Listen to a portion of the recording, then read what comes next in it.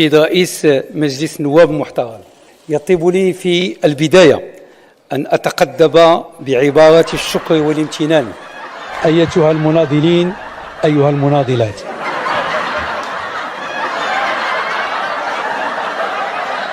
السيد رئيس الحكومة نصفقوا عليك.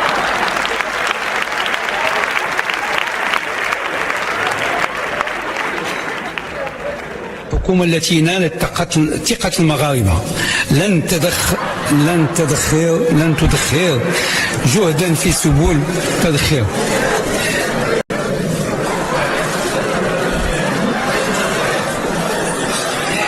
جهدا في سبيل بلوغ هذه الغاية. والفحوصات الطبية للأطفال حديثي الولادة داخل الأسر في وضعيها الشاشة. كما قمنا من أراضي من أمراض مزمنة.